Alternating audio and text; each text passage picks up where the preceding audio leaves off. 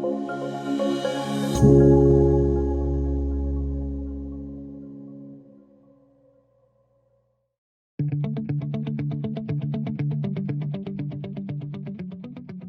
we will be walking you through the setup and configuration of a self-registration kiosk in Symmetry Guest. Symmetry Guest offers both a browser-based as well as iOS and Android apps for you to deploy on a tablet so that visitors can self-register themselves in a lobby. So we provide a kiosk that stands alone in the lobby. We also provide a kiosk that can be on your reception desk, that can stand on your reception desk. You will navigate to configuration.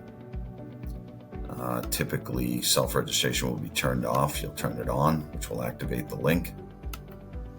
You click on self-registration and you would navigate to the new button. Typically, kiosks are set up per building. So for this, we'll say building 1. You select your building from the buildings that you've added in the Buildings tab. Typically, you should set this for all receptionists. There's really no reason to set it for a specific receptionist. You select your language as well as the message you want when the visitor arrives. Welcome to. So it's very configurable. Your completion message, which is probably more important because it then tells the visitor what they should expect. Please wait in the lobby until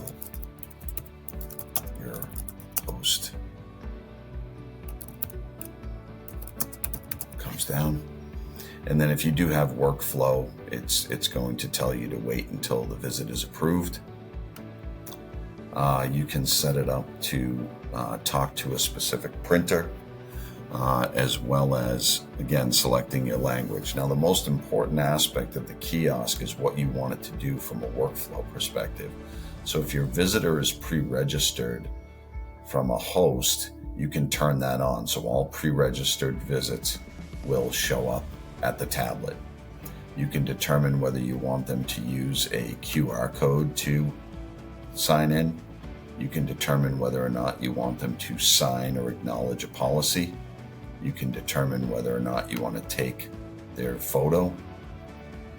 And then if you want to check in and print the badge from the kiosk, you would go ahead and turn on check-in and you would turn on badge templates. And this is going to be a typical kiosk configuration right here. If you are a company or your security policy allows unannounced visitors to walk up and register themselves, you can turn that on. You can allow them to select their host. Again, you can enforce a policy that they must sign or acknowledge to do that. Again, you can turn on photos. You can allow them to check in. If you don't allow them to check in, then they will need to proceed to the receptionist to finish the check-in process. And then you can add the check-in and the badge template ability if that's what you want them to do. And then you can allow unannounced visits that will require a host approval, which we walk through above. And then typically you allow for the checkout of the visitor, and you can also allow them to require their QR code to check out.